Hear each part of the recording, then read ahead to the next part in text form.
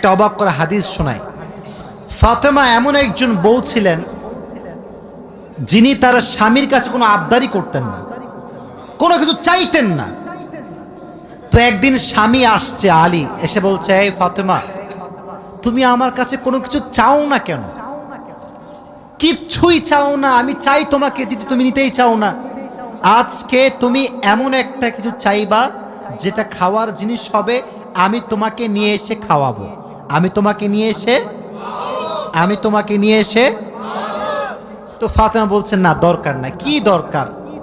থাক না, কোনো প্রয়োজন নাই। তো আলী আজকে নাসরবান্দা, না আমি খাওয়াই ছাড়বো আজকে, বলো কি খাবা। তো চাওয়ার একটা লিমিটেশন আছে। উনি বললেন, আমার কিচ্ছু লাগবে না, জাস্ট বাজার থেকে একটা আনার নিয়ে আসবেন। কি নিয়ে আসবেন? তো আলী রাদিয়াল্লাহু তাআলা আনহু বলছে, ঠিক আছে যাও, আমি যাচ্ছি, তোমার জন্য নিয়ে আসবো একটা আনার। বের হয়েছেন নেওয়ার জন্য। এই মনোযোগ দিয়ে শুনবেন হাদিসটা, খুব মনোযোগ দিয়ে। বাজার থেকে একটা আনার কিনেছেন, কিনে যখন বাসায় ব্যাক করবেন, হঠাৎ করে একজন গরিব মানুষ আসছে, সে বলছে, আলী, আজ 3 দিন যাবত আমার পেটে কোনো খানা নাই, আমি বড় হতদরিদ্র মানুষ, খুবই ক্ষুধার্ত মানুষ, তুমি কি আমাকে কিছু খাওয়াতে পারবা? আলী রাদিয়াল্লাহু তাআলা আনহু এতটা দান করার মেন্টালিটি ছিল, এতটা ভালো মানুষ ছিলেন, বইয়ের কথা ভুলে গিয়েছেন, ওই আনারটাও আল্লাহর রাস্তায় দান করে দিয়েছেন। তো যখন আনার মানে হচ্ছে ডালিম, ডালিম, ডালিম। ও আচ্ছা, না বুঝলে বলা যাবে, কোনো সমস্যা নাই। আনার মানে হচ্ছে, নগরে ডালিম আছে না নাই? তোমাদের নগরে একটা বড় বাজার আছে, বাজারটার নাম কি? ওখানে দেখবা রাস্তার বাম পাশে সবগুলো বসে না, ফলের সব দেখবা, অনেক অনেক অনেক আপনার আঙ্গুর রাখা আছে, বেদানা রাখা আছে, আছে না নাই? আপনারা বেদানাও বলেন, ডালিমও বলেন। আচ্ছা, তো উনি দান করে দিয়েছেন।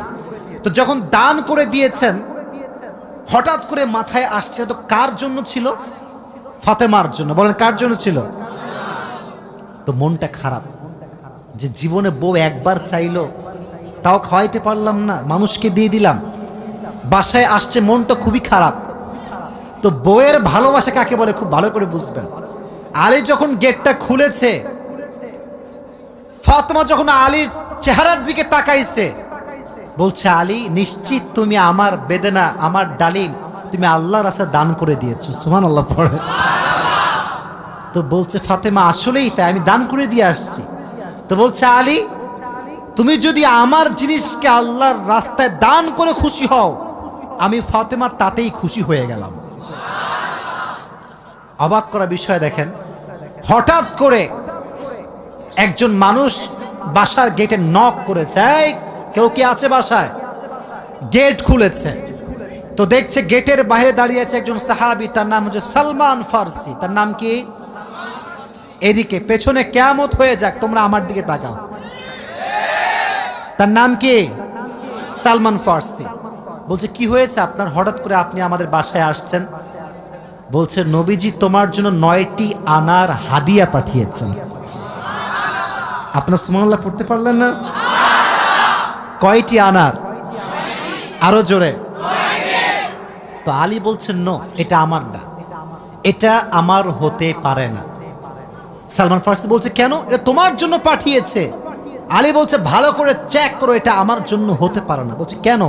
বলছে, আল্লাহ তাআলা কোরআনে বলেছেন, মান জাআ বিল হাসানাতি ফালাহু আশরু আমসালিহা, যে আল্লাহর রাস্তায় একটা দিবে, আল্লাহ তারে 10 গুণ বাড়ায় দিবে। তাহলে আমার তো 9টা হবে না, আমার হবে কয়টা? তো সালমান ফারসি এই কথা শুনে আবার পকেটে হাত দিয়েছে, হাত দিয়ে আর একটা বের করেছে, বলছে, নবী তোমাকে 10টাই দিয়েছে, আমি জাস্ট পরীক্ষা করছিলাম। সুবহানাল্লাহ পড়েন। তো চাইলেও একটা ভালোবাসা লাগে, আর যে আল্লাহর রাস্তায় দান করে তার আরো বেশি বাড়ায় দেয়। একজন আওয়াজ দিয়ে বলেন, তিনি কে?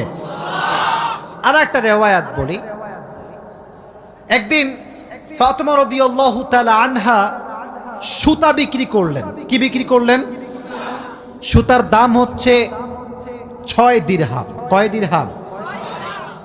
আচ্ছা, তো বলছে, হে আমার স্বামী আলী, 6 দিরহাম নিয়ে কয়েকটা রুটি নিয়ে আসো হাসান এবং হোসাইনের জন্য। কার জন্য?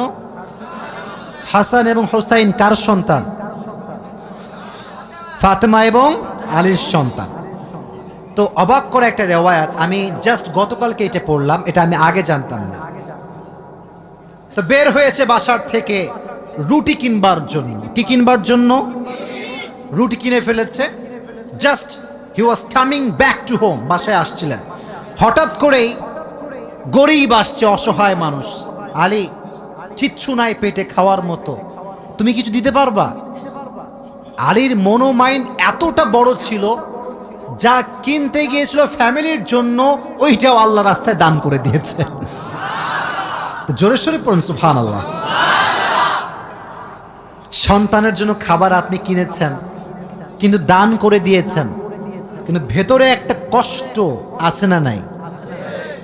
দেখো এই যুবকেরা, প্লিজ প্লিজ লাফালাফি করো না, এদিকে আমার দিকে একদম স্থির হয়ে থাকো, চুপচাপ স্থির থাকো। কারণ নওগাঁর মানুষ তো এরা অভদ্র ঘরের সন্তান, এরা সব ভদ্র ঘরের সন্তান, ঠিক না? চুপচাপ থাকেন। তো যখন ফিরে আসবেন, হঠাৎ করে একজন লোক আসছে, এসে বলছে, আলী তুমি কি এই উটটা কিনবা? উট? বলেন কি? তো আলী বলছে, না ভাই, টাকা পয়সা নাই, কেনার সম্ভব না। তো বলছে, তোমাকে আমি এইটা এখন দিচ্ছি, তোমার যখন বিক্রি করার সুযোগ হবে তখন বিক্রি করবা, তোমার লাভ তুমি রাখবা, আর আমারটা আমাকে দিলেই হবে। তো আলী বলছে, ঠিক আছে দাও। জাস্ট উটটা নিয়েছে, উট নিয়ে বাসায় ব্যাক করবে, আবার আরেকজন আসছে, বলছে, ভাই এর দাম কত নেবেন বলেন? বলছে, ভাই আপনি দাম বলেন। যে উটের দাম হোক 200 দিরহাম, ওই লোক আগেই বলছে, আমি এটাকে তোমার কাছ থেকে 300 দিরহাম দিয়ে ক্রয় করে নিব। নিয়ে নিয়েছে উট।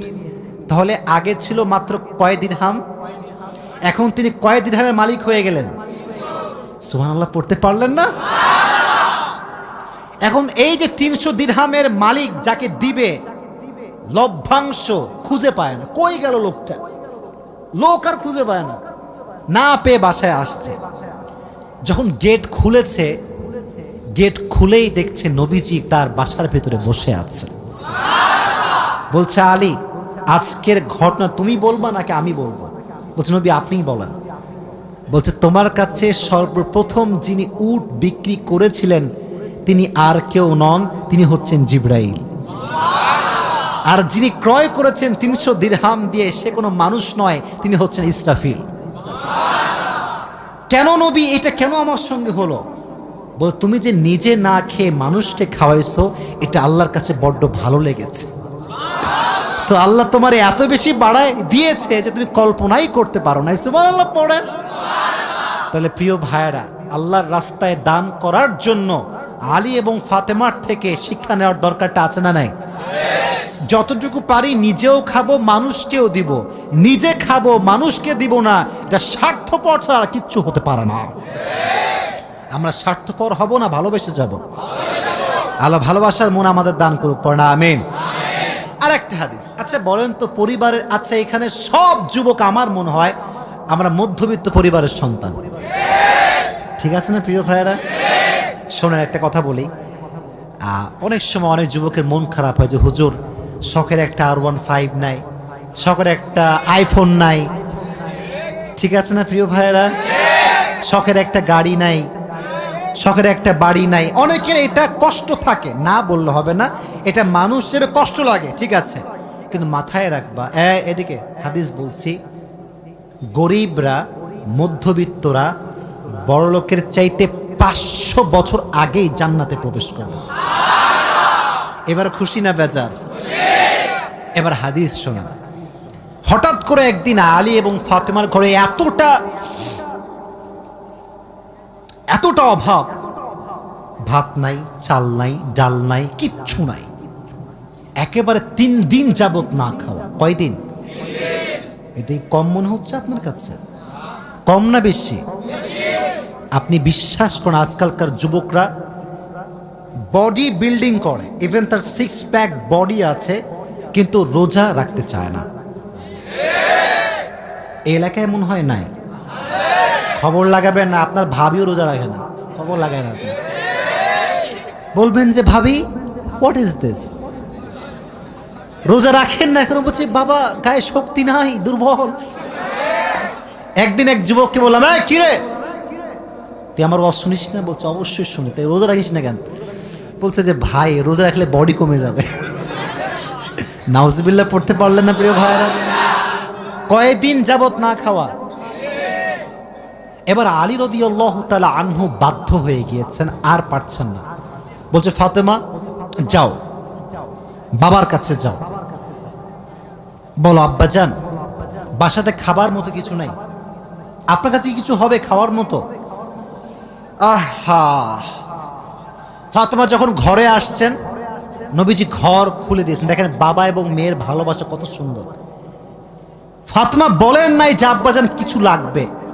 যখন গেট খুলেছে, মেয়ের চেহারা দেখেছে, আব্বা বুঝে গিয়েছে মেয়েটা আমার ক্ষুধার্ত হয়ে আমার কাছে এসেছে। সুবহানাল্লাহ পড়ে ডাক দিয়ে বলছে ফাতেমা তোমার অবস্থা কি বলো, কি হয়েছে তোমার?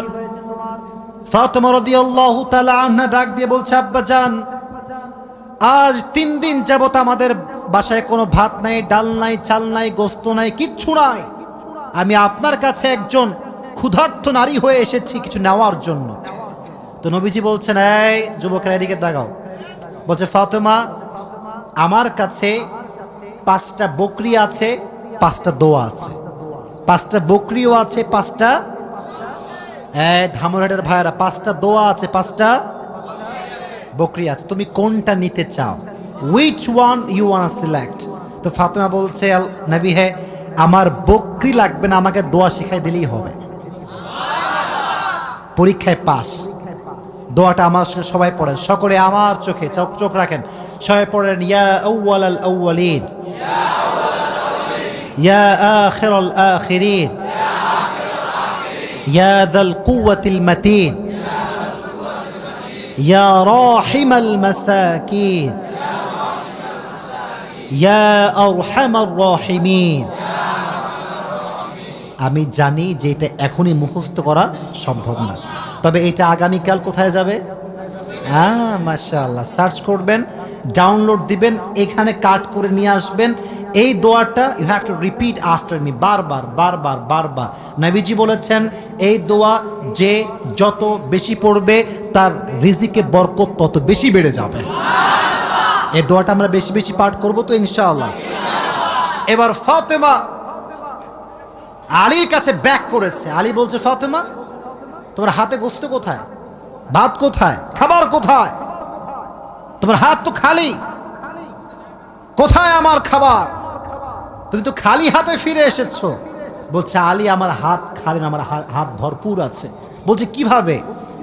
বলতেছে যে যাহাবতু লিদ দুনিয়া ওয়া জিতু বিল আখিরা, আমি নবীর কাছে দুনিয়া চাওয়ার জন্য গিয়েছিলাম, নবী আমাকে আখিরাত দিয়ে ফিরাই দিয়েছে।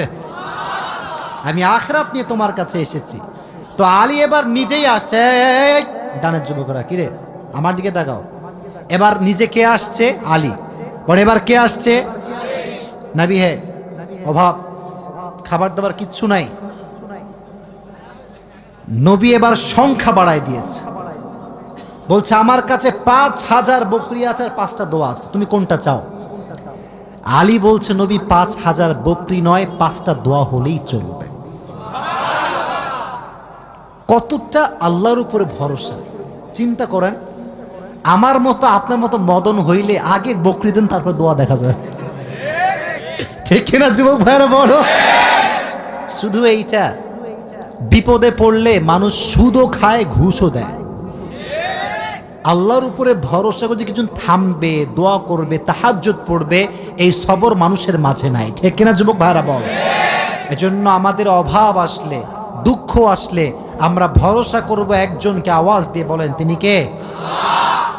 আপনারা মনে হয় বিরক্ত হয়ে গেছেন, আমি দোয়া করে দিব, তাই না? না না, বিরক্ত হয়ে গেছেন মনে হয় না। আসলে খুব ভালো লাগলো এই বিষয়টা যে আপনারা এতটা আগ্রহী যে বৃষ্টি হচ্ছিল তা আপনারা জান নাই। এটাই প্রমাণ করে নওগাঁর মানুষ ইসলাম প্রেমিক মানুষ, কোরআন প্রেমিক মানুষেরা।